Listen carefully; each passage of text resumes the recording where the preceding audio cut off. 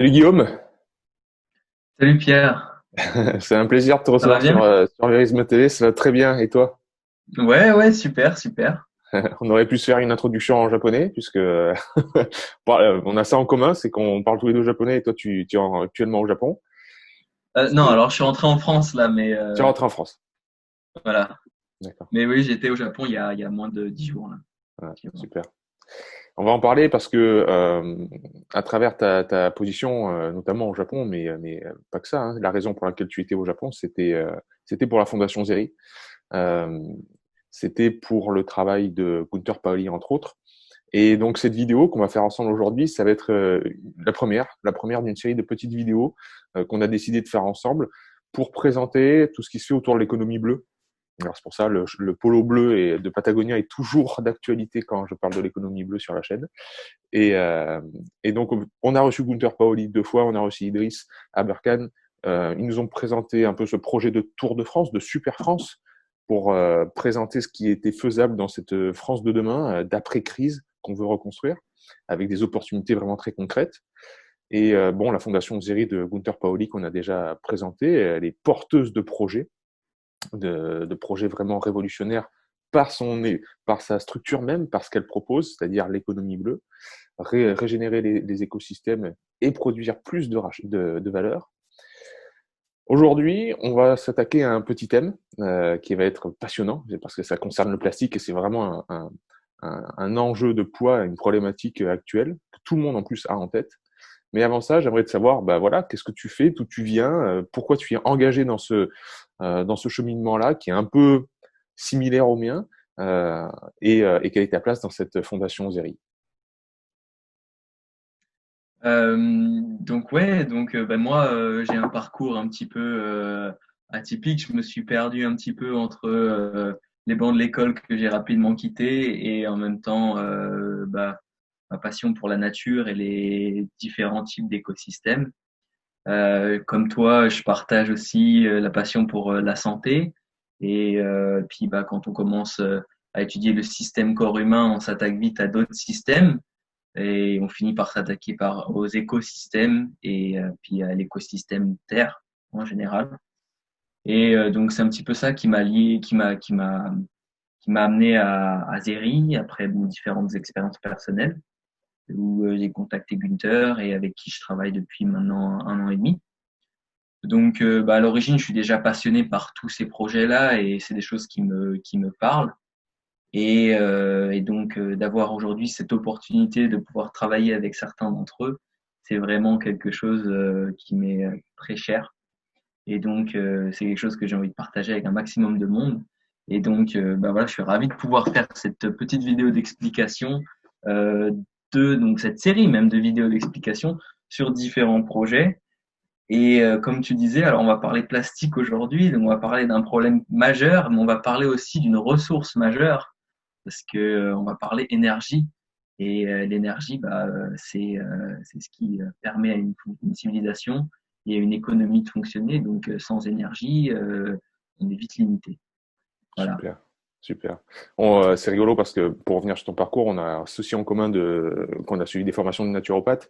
Et donc, je pense qu'on en reparlera plus en profondeur de ce côté santé quand on parlera de Pixel Coffee. Donc, ce sera une prochaine vidéo.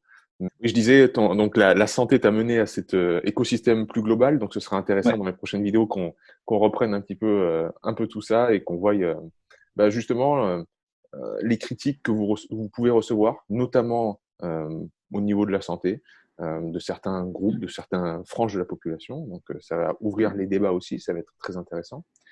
Euh, D'autres critiques que vous avez, enfin, que en tout cas l'économie bleue peut avoir parfois, qu'on lit, que j'entends, c'est la faisabilité en fait. C'est-à-dire, bon, c'est très intéressant sur le papier, ça paraît incroyable, même trop beau pour être vrai. C'est ce genre de mise en place d'écosystèmes où l'homme est épanoui, tous les acteurs de l'écosystème sont épanouis, et en plus, on rajoute de la valeur dans l'écosystème, on entretient la nature, oui, c'est ça, c'est du plus un, quoi. C'est même pas de l'économie verte, c'est de l'économie bleue. Euh, Mhm. donc là, le sujet le propos vraiment de ces micro-vidéos, ça va être de rentrer dans le pratico-pratique. Alors, qu'est-ce que Mm. c'est qui nous permettrait, comme ressource actuelle, de créer un écosystème dans cette économie bleue pour dépolluer les mers? Alors, je vais revenir juste sur deux points que tu as mentionnés juste avant. Euh, En fait, effectivement, ce que les gens en fait n'envisagent pas, c'est que dans l'économie bleue, on parle pas de système, on parle d'un écosystème. L'industrie, on produit de manière linéaire, on produit selon un système et on a un but précis. L'économie bleue, en fait, on fonctionne comme un écosystème, donc c'est quelque chose de circulaire. Et à chaque fois qu'on a une transformation, on a production de valeur parce que à chaque fois qu'on a une conversion, on va pouvoir en tirer un produit avec une valeur ajoutée. Hmm. Donc, c'est un petit peu l'exemple de l'arbre, mais dans un système linéaire, on chercherait à produire la feuille, où on chercherait à produire l'humus, où on chercherait à produire du ver de terre, où on chercherait à... Et alors, en fait, la nature, elle fait ça dans un écosystème, c'est-à-dire que la feuille va créer l'humus va nourrir les vers de terre, et les vers de terre vont redonner les minéraux à la plante qui vont recréer la feuille. Donc, en fait, le fait de changer sa perspective, ça permet justement toutes ces belles transformations-là. Et le second point que je voulais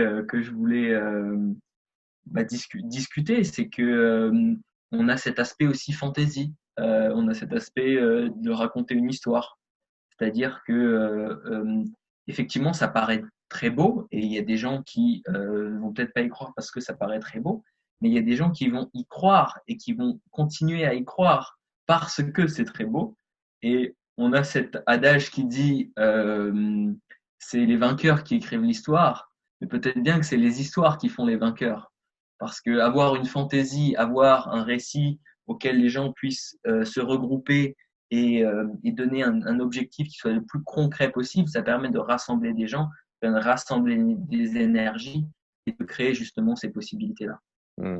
C'est Donc bon. aujourd'hui, on va être entre l'histoire et la réalité, entre l'impossible et le possible, et on va essayer de rassembler un maximum de personnes autour de ces projets-là dans cette série de vidéos et dans cette vidéo-là pour commencer, pour essayer justement de créer ces opportunités Super. avec toutes les personnes qui vont regarder ça. Et j'espère qu'on concrétisera ça avec le Tour de France de Idriss et Günther. Carrément. Ah ouais, c'est top. Bon, donc on va parler pratico-pratique, des projets qui marchent, des projets qui Exact. sont tout de suite disponibles à mettre en place. Par exemple, donc cette capture des microplastiques par les algues, on va afficher à l'écran donc des diapositives que tu m'as fournies pour voir tout ça. Donc Oui. voilà, parle-nous-en. Tu as carte blanche, on t'écoute. Ok. Donc en fait, la solution, enfin la problématique commence en fait avec une fondation qui est partenaire de Zeri, qui s'appelle Race for Water, qui est une fondation suisse basée à Lausanne. Et donc Race for Water ont fait une première odyssée avec leur bateau, qui est un espèce de navire très futuriste qui fonctionne 100% aux énergies renouvelables et notamment avec un moteur à hydrogène, qui est une technologie très intéressante dont on pourra reparler.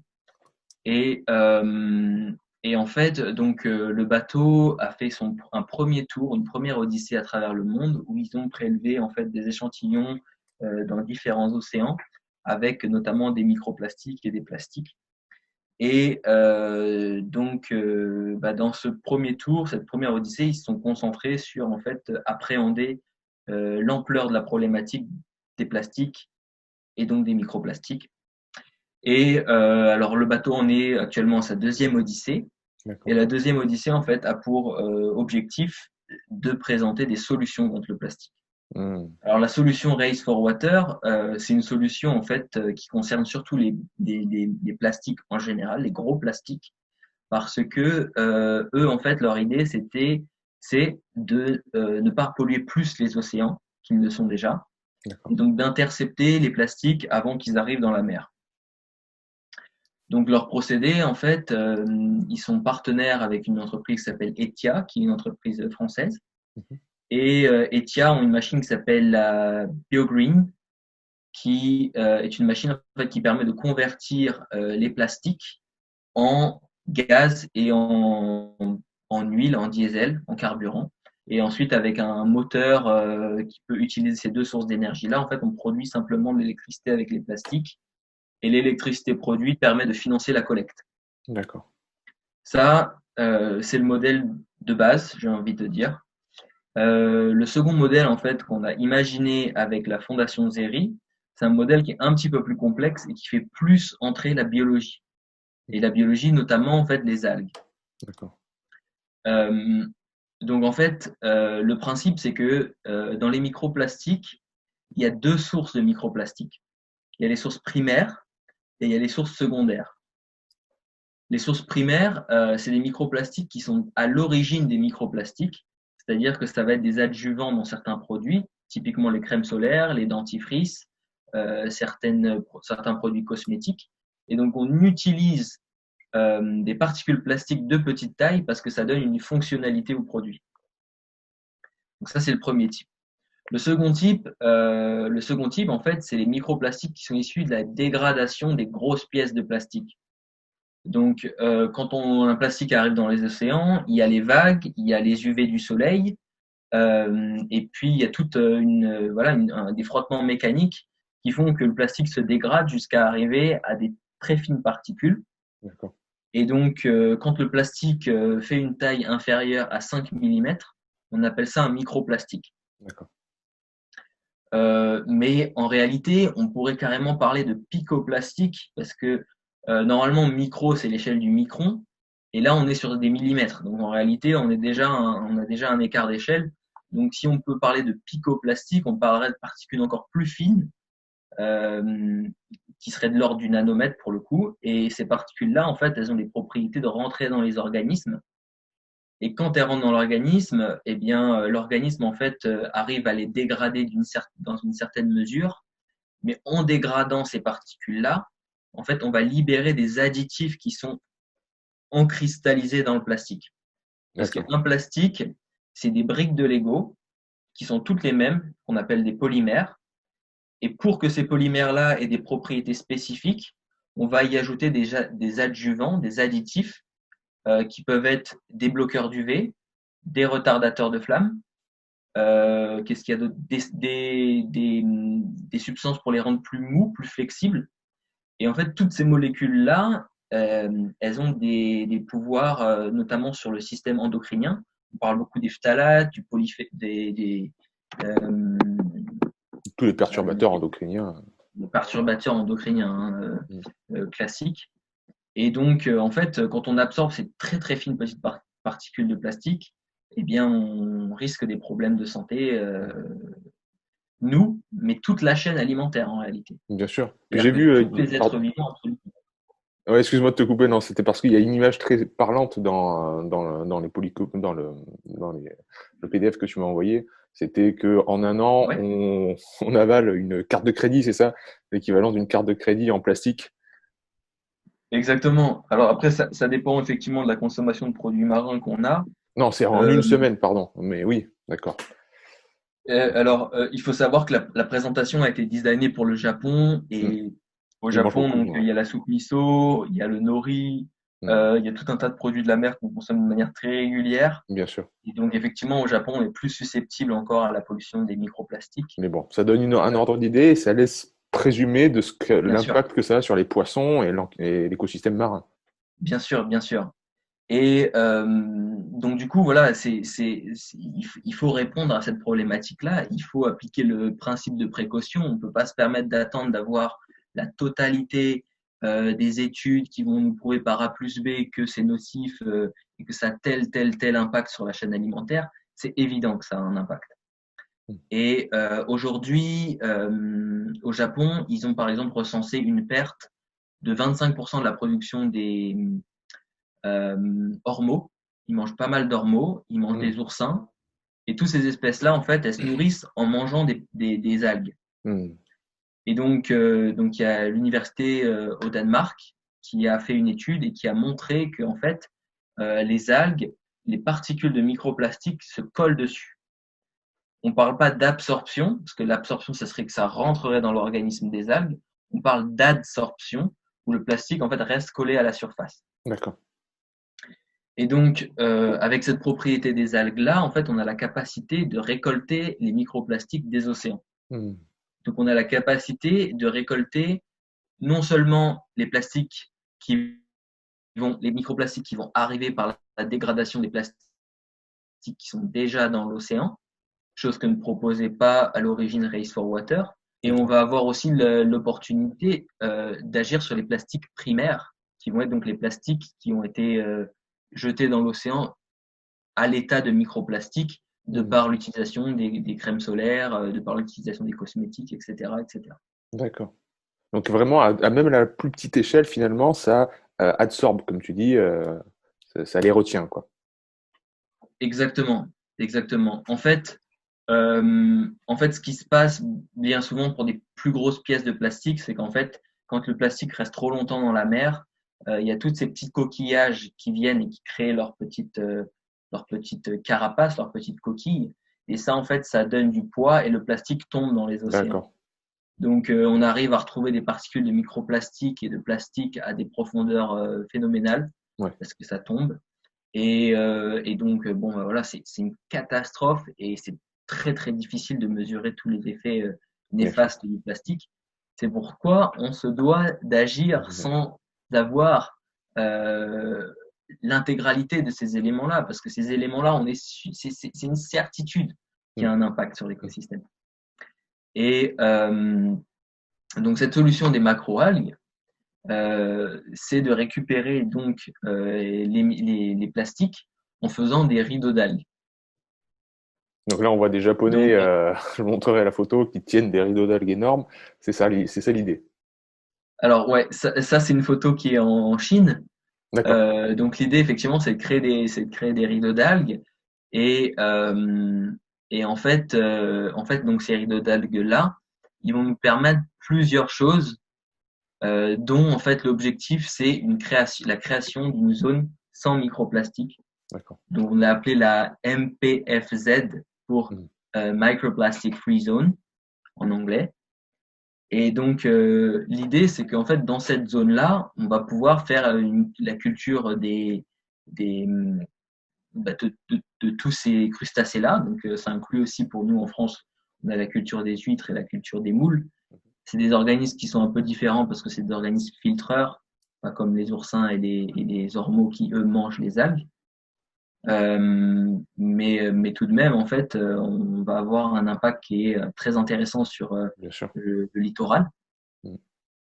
Et donc, en fait, notamment, une des choses qui est très intéressante avec la création des rideaux d'algues, c'est qu'en fait, les rideaux d'algues, on ne les récolte que 1 à 2 fois dans l'année. D'accord. C'est-à-dire que entre temps, on laisse les algues croître.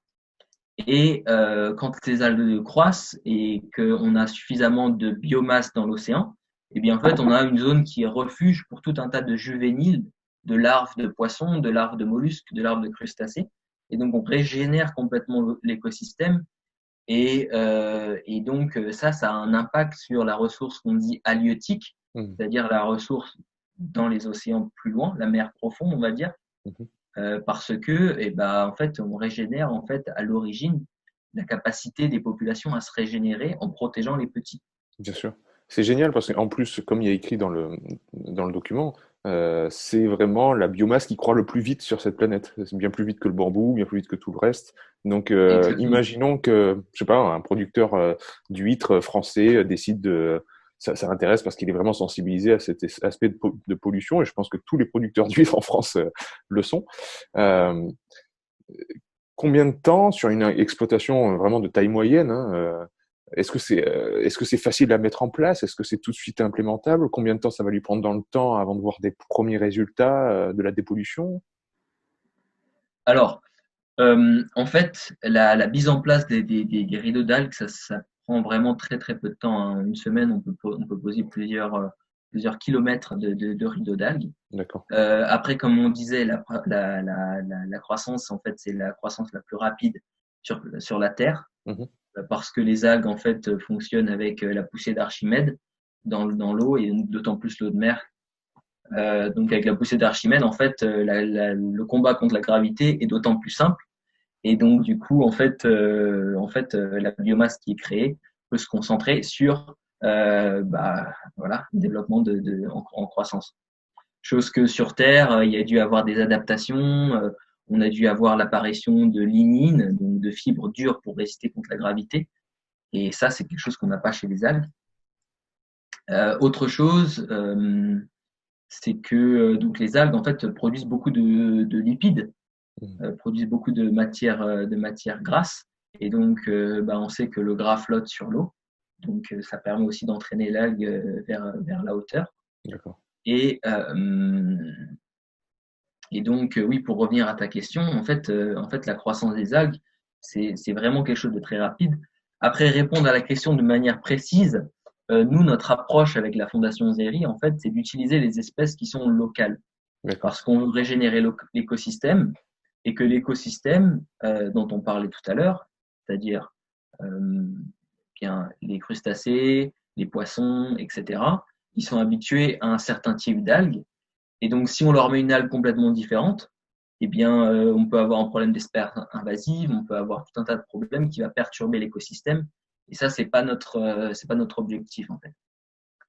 Donc, nous, on pose des rideaux d'algues qui sont en fait en accord avec les études qu'on a faites du terrain, c'est-à-dire qu'en fonction du paramètre d'exposition au soleil, euh, quelle profondeur est-ce qu'on a à l'endroit où on veut installer le rideau, l'ampleur des courants marins dans la zone, etc., etc. On détermine un type de rideau et sur la présentation, tu as différents types qui sont Oui. visibles. Et en fait, à partir de là, on a en fait les algues qui viennent s'installer naturellement sont celles qui sont les plus propices. Mais après, ça nous donne un delta, ça nous donne une variation en fait dans la productivité, parce qu'effectivement, il y aura des espèces qui vont être plus à même d'absorber les microplastiques que d'autres. Il y aura des espèces qui auront une croissance plus importante que d'autres.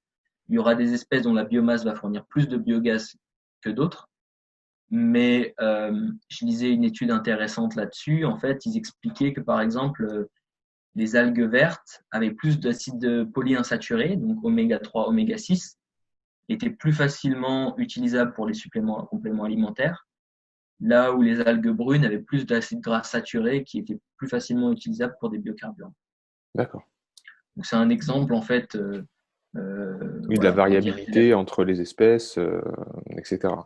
Mais est-ce que c'est de ouais. l'ordre du mois, de l'année, euh, cette poussée d'algues? Non, c'est beaucoup plus rapide que ça. D'accord. Si votre pelouse de jardin, c'était des algues, en pleine période de pousse, il faudrait que vous la coupiez 2 fois par jour. Ouais, d'accord. Donc, en fait, une fois que l'algue est implantée, la croissance est vraiment fulgurante, hein. D'accord. Et on voit bien en plus tous les problèmes, par exemple en Bretagne, de marée verte, etc. Mhm. Les algues ont des potentiels de croissance qui sont absolument monstrueux. Mhm. Et c'est bien pour ça que c'est le premier rempart que la nature met en place contre l'excédent de pollution, en fait. D'accord.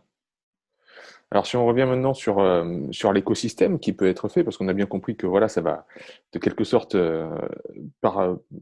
D'ailleurs, l'ordre d'échelle de la pollution, je veux dire, si la pollution elle est à 100 dans un environnement, voilà, chez encore une fois le même producteur d'huîtres, est-ce qu'il peut faire descendre ça grâce au rideau d'algues à 10 ou est-ce qu'il va le réduire seulement à 50, de moitié? Est-ce qu'on a, même si c'est grosso modo, hein, est-ce qu'on a vraiment une idée de l'impact de la mise en place de ces rideaux d'algues? Ouais, alors très très très bonne question. En fait, nous ce qu'on envisageait de faire au Japon, en fait, c'était une série de rideaux d'algues. Donc en fait, on mettrait les rideaux d'algues les uns derrière les autres. Mhm. Et en fait, ce qui se passe, c'est que les courants poussent vers nous l'eau, poussent vers nous l'eau qui est contaminée par les microplastiques. Oui, Et donc le premier rideau, c'est celui qui est le plus sujet en fait à la contamination par les microplastiques. Et le premier rideau d'algues va absorber environ 80% des microplastiques. ah ouais, Et ensuite, d'accord. les rideaux qui se trouvent derrière, la contamination va diminuer. Et on estime qu'à partir du troisième rideau, Mhm. donc si on en met un quatrième, le quatrième n'est pas quasiment pas contaminé, c'est de l'ordre de moins de 1% Mhm. par les microplastiques. On estime qu'au bout de 3 rideaux, voilà, on a une diminution de presque l'intégralité des microplastiques. D'accord. Et donc au Japon, l'industrie des algues, c'est une industrie qui est extrêmement développée. Et en France, on commence aussi à la développer parce que on a des textiles à base d'algues. On va avoir des carragénanes, etc., qui sont des gélifiants qui sont utilisés dans l'industrie agroalimentaire. Mhm. On peut avoir aussi des cosmétiques. On peut avoir tout un tas de produits qui sont faits à base d'algues. Et donc cette troisième couche de rideau ne serait pas utilisée pour capturer les microplastiques, mais serait utilisée pour l'utilisation industrielle. D'accord. Alors, l'inconvénient de l'utilisation industrielle, c'est que bien souvent, si je prends par exemple l'utilisation au Japon du wakame, Mhm. waka ça veut dire jeune, mais ça veut dire pousse. Donc en fait, wakame, l'algue wakame au Japon, c'est les jeunes pousses d'algues. Donc ils sont obligés de couper comme du gazon très régulièrement pour avoir seulement les jeunes pousses. Et quand on fait ça, en fait, on perturbe en permanence l'écosystème et on ne permet pas la régénération suffisante des algues pour cacher justement les juvéniles et les crustacés.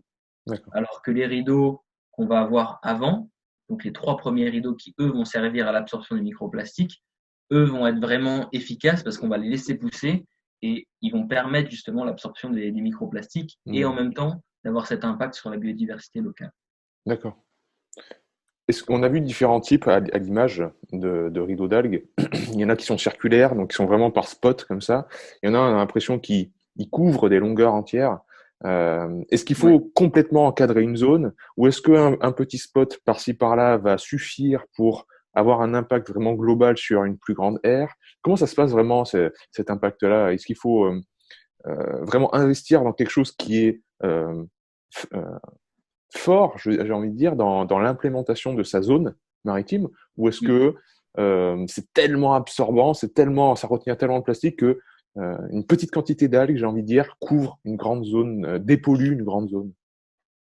Alors après, bon, les salles elles partent un peu en dérive, hein. Certaines, si on prend Ouais, l'exemple alors je pense que c'est alors je me souviens plus du nom latin, mais je pense que ce que les pêcheurs là, les pêcheurs chinois ont sur l'image, ça m'a l'air d'être du kombu.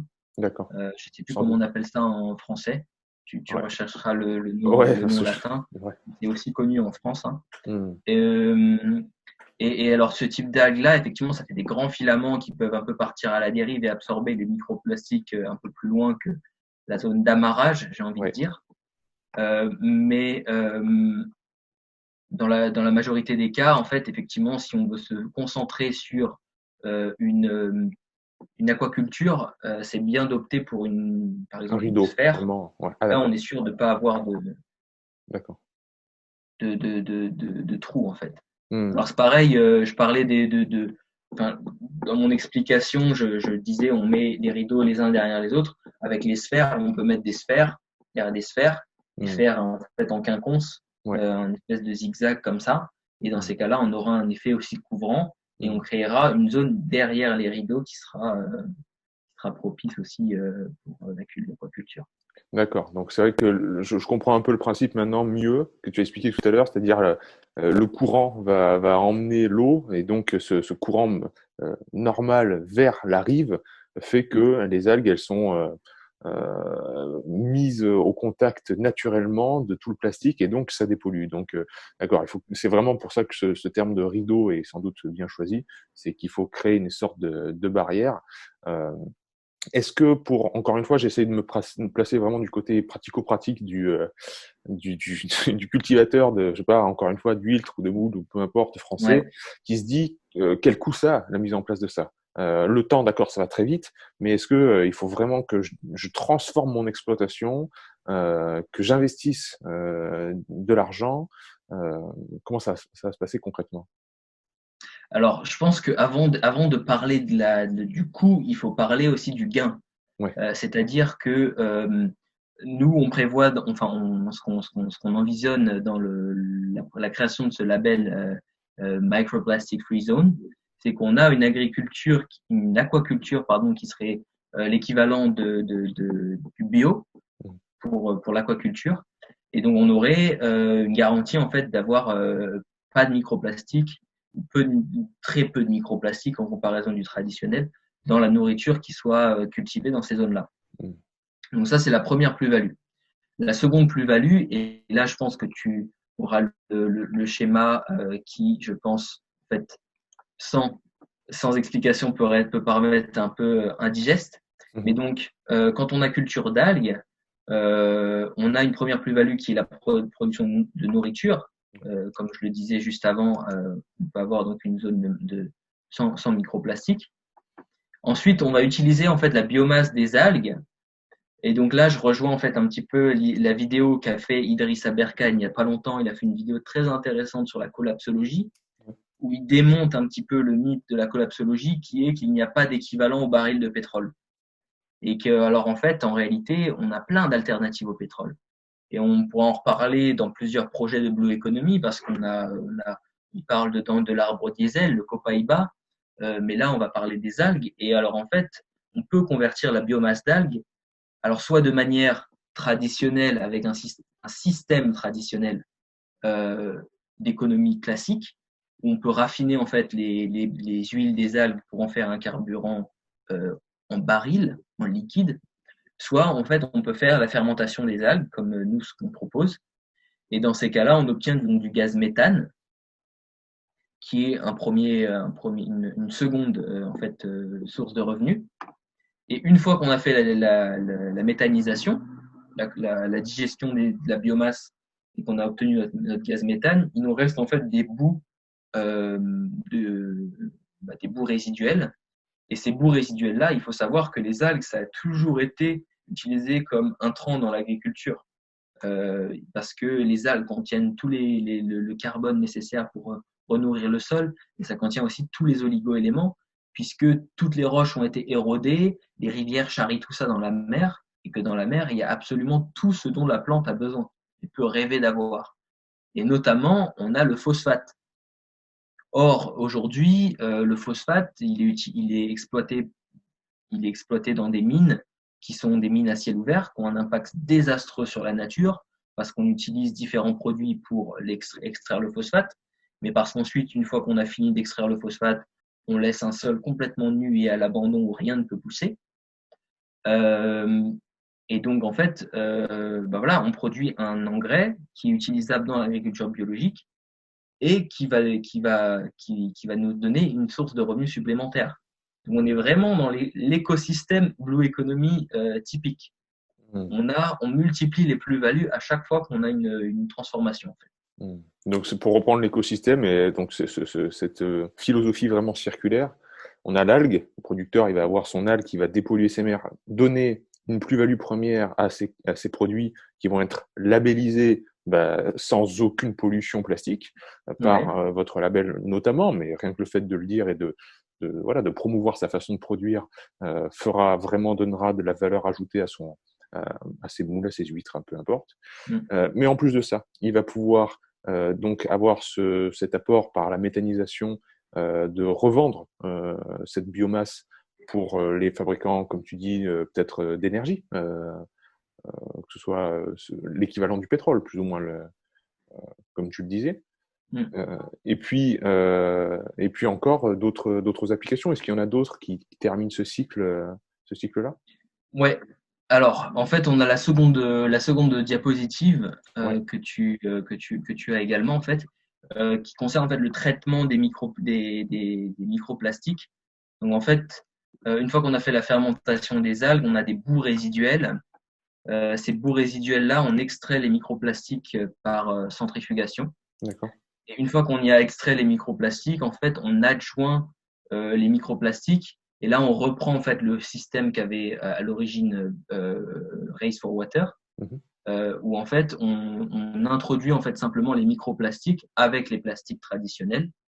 Et donc, en fait, on augmente de très peu la biomasse, la masse qu'on va mettre dans le biodigesteur, parce qu'en réalité, les microplastiques, le nombre de particules est extraordinaire. Mhm. Je ne sais plus, alors faudrait que Ouais, je il y a compte les beaucoup de zéros zéros, maintenant. ouais. Mais Je l'ai sous les yeux, mais c'est des zéro, voilà. millions de milliards, quoi. Ouais. Mais ça représente en réalité, en termes de poids, ça représente que à peine 5 kilos en fait. Ouais. Donc, ces particules-là, en fait, ne justifieraient pas l'achat d'une machine comme la pyrolyse. Hmm. Donc, en fait, on va y adjoindre les plastiques justement qu'on va trouver sur le rivage, mais aussi générés par les personnes qui vivent dans cette zone-là. Mhm. Et on va faire fonctionner la pyrolyse. La pyrolyse, en fait, elle va nous sortir ce qu'on appelle un syngas. Un syngas, en fait, c'est un espèce d'agglomérat de plusieurs types de gaz. Mhm. Et dans ces gaz-là, on a, ce qui nous intéresse surtout, c'est la partie dihydrogène. Mhm. Parce qu'en fait, ce qui se passe, c'est que la biomasse des algues, elle est très carbonée et que le méthane qu'on cherche à produire, c'est CH4. Donc, on a 4 hydrogènes dans une molécule de méthane et la biomasse des algues a beaucoup de C, a beaucoup de carbone. Mhm. Donc, on est déficient en hydrogène et donc, pour pallier à ça, en fait, injecter les syngases qui ont été produites par la pyrolyse dans la machine qui fait la digestion des algues, ça nous permet d'augmenter l'efficacité de la méthanisation et donc de produire 40% de plus D'accord, de méthane. d'accord. Donc, on arrive à un pourcentage de méthanisation qui est de l'ordre de 90% en fait. Hmm. Et donc la plus-value, la dernière plus-value qu'on peut, alors ça c'est une plus-value, mais elle est indirecte parce qu'on augmente en fait l'efficacité. Mhm. Mais on a une autre plus-value, c'est en fait la dépollution de l'environnement, Hmm. puisque tout le monde quand on va en vacances, la dernière chose qu'on a envie d'aller, c'est sur une plage qui est pleine de plastique. Bien sûr. Les gens, quand ils apprennent la problématique des microplastiques et parce que les algues, elles absorbent les microplastiques, mais les autres organismes les absorbent. Hmm. Donc, on a c'est très facile à trouver. Les planctons ont été contaminés par les microplastiques. Bien sûr. Les planctons, c'est la base de tous les écosystèmes marins. Et ensuite, on a un phénomène de bioaccumulation qu'on connaît déjà très bien avec les métaux lourds, où en fait, à chaque fois qu'il y a un prédateur qui prédate le plus petit, et bien en fait, les polluants plastiques s'accumulent dans l'organisme de tous ces animaux-là. Et en fait, à la fin de la chaîne, on a un thon ou un requin ou je sais pas quoi qui est chargé en fait Hmm. le foie plein d'additifs de microplastiques. Et oui, ça nous mène vers des philosophies et des schémas de pensée où on est toujours dans le faire moins pire, quoi. C'est-à-dire, bon, je mange plus de thon, je mange des petits poissons, parce que les petits poissons, ils sont au début de la chaîne alimentaire, donc ils vont moins accumuler les métaux lourds. Donc c'est moins pire, mais toujours quand même, et si on comprend bien que si on continue avec cette philosophie-là pendant 10 ans, 20 ans, 40 ans, 50 ans, on va continuer à se restreindre, parce qu'on va continuer à abîmer notre planète Terre. Et là, tout d'un coup, on renverse la boucle. Tout d'un coup, c'est un cercle vertueux où tous les acteurs se régénèrent et on prend soin non seulement de nous, mais de l'écosystème dans son entier. Exactement, exactement. Et donc en fait, on crée un écosystème dans lequel l'homme est un élément. Il doit puiser de l'écosystème ce dont il a besoin, mais en fait, tout le monde vit ensemble. Ouais, ouais, ouais. C'est La région, l'écosystème, la c'est ville, le l'économie village. du bonheur. Bien sûr, c'est comme dirait Gunther, bien sûr, mais on comprend bien que tout d'un coup, des plages de littoral qui sont dépolluées, le tourisme, tout le monde va vouloir profiter de la mer, du soleil, va réapprécier la belle nature, comme on a eu pendant ce confinement. Moi, ce qui m'a le plus choqué et le plus émerveillé, c'est de revoir des abeilles, c'est de revoir des écureuils, Mm. des huppes, enfin plein d'animaux que je voyais presque plus, même plus, hein, un hérisson. Bon, bah ça c'est magnifique. Là, on se dit, mais je veux jamais retourner en arrière. Je vais tout Bien sûr. faire pour ne pas retourner en arrière. Et il nous a fallu le confinement. Bon, ben, cette contrainte-là, qui a provoqué ce changement-là, eh ben, on peut le faire, ce changement, sans contrainte, c'est-à-dire en copiant la nature, en s'inspirant des écosystèmes qui existent déjà. Et donc, ces rideaux d'algues paraissent en tout point vraiment super intéressants. Est-ce que vous avez des cas pratiques qui ont déjà été faits dans le monde? Alors, des cas pratiques de la mise en place des rideaux d'algues, on les a. Il y en a en Argentine, il y en a au Maroc, il y en a en Chine, il y en a plus l'occasion en Irlande. D'accord. Il y en a dans différents endroits.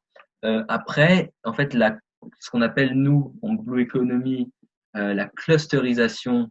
Donc ça, c'est un terme de Gunther. Et cluster, en fait, ça veut dire grappe, ça veut dire assemblage. C'est-à-dire qu'en fait, pour créer un système, on assemble des techniques ensemble euh, et on ne reste pas justement dans l'esprit classique Oui. où on a un système linéaire. On cherche à créer des effets multiplicateurs où tous les acteurs vont démultiplier l'action des autres et tout le monde agit en local, donc tout le monde récupère la richesse de ce que les autres ont fait. Et donc, on crée vraiment un effet multiplicateur. Et donc, c'est ça l'avantage en fait de créer ce qu'on va chercher aussi à développer pendant le Tour de France. En fait, c'est un portefeuille d'opportunités, Mm. puisqu'en fait, en ayant plusieurs opportunités, plusieurs techniques qui sont mises en relation dans un même écosystème, dans un même lieu, et bien en fait, on va créer ces effets multiplicateurs Mm. où la richesse ne quitte pas cet endroit et chaque fois est multipliée en fait. D'accord. Donc, ce que tu veux dire, c'est que dans les lieux comme l'Argentine, l'Irlande que tu as évoqué, la mise en place des rideaux d'algues était là, mais peut-être que le cluster n'est pas encore créé, c'est ça? Exactement. En fait, ce qu'on n'a pas encore testé, en fait, la science nous dit que ça fonctionne. Mm. On sait que ça fonctionne. On a les preuves que ça fonctionne bah, voilà, cette combinaison du traitement des plastiques avec le traitement des algues. On a déjà fait la fermentation des algues, on sait que ça fonctionne. On a déjà fait la pyrolyse des plastiques, on sait que ça fonctionne. On a les preuves scientifiques, notamment avec donc, ce que j'expliquais tout à l'heure, c'est-à-dire le dihydrogène qui est rebasculé dans le biodigesteur pour maximiser la fermentation. Ça, on a des évidences scientifiques, mais on n'a jamais, en fait, on a jusqu'à ce jour, on n'a pas encore le système à l'échelle, j'ai envie de dire, à l'échelle d'une communauté qui soit opérationnelle avec à la fois la pyrolyse, le biodigesteur, les rideaux d'algues, et on balance tout là-dedans et on Mm. recrée en fait cet environnement dont on parle justement ici. C'est encore peut-être une fois, on a du mal à sortir de la vision linéaire et malheureusement de ce système économique hein, où chacun est un petit peu pour soi. Donc c'est-à-dire que le producteur, bon, bah, il pense d'abord à sa production, c'est peut-être normal aussi. Hein, il pense à son exploitation et donc il va mettre en place les rideaux d'algues. Mais peut-être que ce Tour de France va justement être l'opportunité qui rencontre eh ben, l'acteur qui va pouvoir utiliser la méthanisation, qui va pouvoir l'autre qui va pouvoir utiliser donc à qui va profiter un autre aspect de la culture d'algues, et que tous ensemble, ben, ça crée justement, porté sans doute par les communautés aussi, les élus, etc., ça crée vraiment enfin le respect de ces écosystèmes-là. Exactement, en fait, c'est super intéressant ce que tu dis là et je pense que c'est capital pour la mise en place de ces systèmes-là. C'est qu'en fait, il faut recréer le lien social. Ouais. Il faut recréer le lien social parce que là, on parle d'une décision qui va avoir un impact pour toute une communauté parce que c'est le tourisme qui va revenir, c'est le traitement des déchets qui va changer, c'est tout un tas de choses qui vont changer dans une région où il y a cette machine de mise en place. Mm. Et à l'heure actuelle, on a les communautés d'agglomération, on a les régions, on a toutes ces entités-là qui investissent de l'argent dans des centres de tri. Et oui. On a des associations de cultivateurs de moules, d'huîtres, etc., qui ont des syndicats qui ont de l'argent. Et en fait, comme on ne voit pas le lien entre tout ça, ces entités-là, elles ne rentrent pas forcément en relation. Et là, en fait, en fait, on a une opportunité économique qui peut permettre de valoriser les deux. Mm. Et donc, il faut remettre ce lien. Mm. Et et il y a une chose que j'ai oublié de dire justement là dans la présentation, c'est qu'en fait, l'avantage de la pyrolyse, c'est qu'en fait, on n'a pas besoin de traiter les matières plastiques de type de polymère. C'est-à-dire qu'on s'en fiche de savoir si c'est un acrylique, si c'est un polystyrène, si c'est un je sais pas quoi. On s'en D'accord. fiche de savoir en fait le type de polymère. On s'en fiche aussi de savoir s'il y a du sel dessus ou pas. On n'a pas besoin de le laver. Et on met simplement tout ça dans la pyrolyse et la pyrolyse en fait fait son travail. Mm. Et donc en fait, bah, voilà, pour les communautés, c'est une opportunité de faire du 2 en un, 4 en un, 6 en un quoi. Tu sais, en japonais, il y a cette expression Isseki Nicho, Et oui, bah oui. euh, D'une une pierre deux pierre, oiseaux. deux oiseaux. Là, on est En sur anglais une aussi, je crois pierre, qu'ils disent 10 pareil. oiseaux. Ouais, c'est sûr, c'est sûr. Et en plus, les oiseaux, quand ils tombent, ils font des boucles et ça entraîne d'autres choses. C'est Exactement, c'est les vertueux. oiseaux qui font la boule de neige et qui Voilà. On déclenchent va, l'avalanche. on va pas les abîmer, nos pauvres petits oiseaux, mais l'idée est passée, c'est ça. C'est clair. Voilà. Mais ouais, bon, en tout cas, ce projet-là, enfin, en tout cas, cette innovation-là, elle est passionnante. Elle est, c'est une parmi tant d'autres, vraiment tant d'autres, euh, qu'on va essayer de présenter durant ces vidéos, qui seront portées sans doute par Idriss et Gunther durant le Tour de France. Donc, merci. Là, on a déjà bien dialogué. Je pense qu'on a fait plus ou moins le tour. Est-ce que tu vois un autre aspect à ajouter par rapport à l'utilisation des algues? Euh, L'aspect que je verrais rajouter, en fait, c'est vraiment cet aspect de clusterisation qui est très important Mm. parce que on est sur un projet en fait qui touche à la fois la dépollution, qui est un enjeu majeur de notre civilisation actuelle, mais aussi l'aspect énergétique qui est aussi un enjeu majeur de notre civilisation.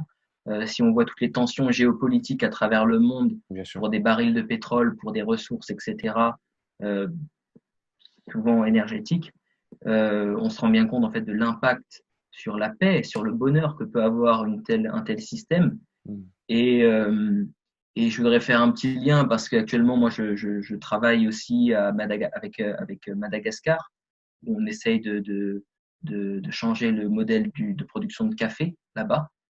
Et donc à Madagascar, on a beaucoup de déforestation et en fait, les populations locales déforestent parce qu'elles font du charbon de bois avec pour se chauffer, etc. Et donc, sans proposer une alternative d'ordre énergétique pour ce genre de choses, on n'aura pas de reforestation possible dans certaines zones Oui, oui. du monde. Et si on regarde ne serait-ce que les États-Unis, qui, pareil, avec Trump, qui est plus ou moins climato-sceptique, plus ou moins contre pour l'exploitation des richesses minières de l'Amérique, etc., etc. En fait, on est vraiment sur un enjeu capital pour notre civilisation. Et j'aimerais vraiment beaucoup que la France soit le porte-étendard d'une telle technologie. Et, euh, et voilà, et ne pas oublier que la France, on est le premier pays avec la plus grosse surface maritime, avec tous les territoires d'outre-mer et les petites îles qu'on possède. Donc on pourrait vraiment, Idriss Aberkan parlait encore de Mhm. thalassocratie, ça pourrait être notre entrée fracassante dans la thalassocratie et on pourrait être vraiment une belle nation de la mer. Ouais, bien sûr. C'est un potentiel, comme tu l'as dit, qui a été sans cesse répété par Idriss. Il faut vraiment qu'on saute sur cette occasion-là et l'utilisation des algues, non seulement va faire du bien à la planète, mais va faire du bien à notre France, qu'on a vraiment besoin de actuellement. Bon, Guillaume, c'était top. Vraiment, c'était un sujet passionnant. Je pense qu'il va y avoir plein de questions, donc tant mieux. Ouais, Exprimez-vous, surtout les gens qui habitent à La Rochelle, qui habitent sur la côte, Côte d'Azur aussi, tout le monde là, qui sont sensibilisés autour de la pollution des mers, des algues. Moi, je suis à Avignon, donc c'est vrai que j'aime bien aller me baigner de temps en temps à la mer. Bon, ben, on est toujours en train de regarder, bon, quelle zone est plus ou moins polluée. Ah, il y a une embouchure de fleuve, on va pas y aller, etc. C'est toujours, ça trotte dans la tête. C'est toujours énervant. Consommer les produits de la mer aussi, c'est devenu un luxe, une espèce de truc qu'on se dit, j'en mange pas beaucoup parce que je sais que c'est pollué. Il faut qu'on change la donne. Et en France, on a vraiment cette opportunité de faire les choses bien, notamment avec cette innovation-là. Donc, vivement, balancez vos questions, allez-y, et on sera là pour y répondre. Surtout, donc, déjà dans les commentaires, mais en plus, pendant le Tour de France, sans doute cet été, en vrai. Donc, merci beaucoup, Guillaume. merci Pierre et à bientôt. À bientôt. On se retrouve pour une prochaine vidéo sur un autre projet. Salut! Ça marche. Ciao. Ciao. Ciao.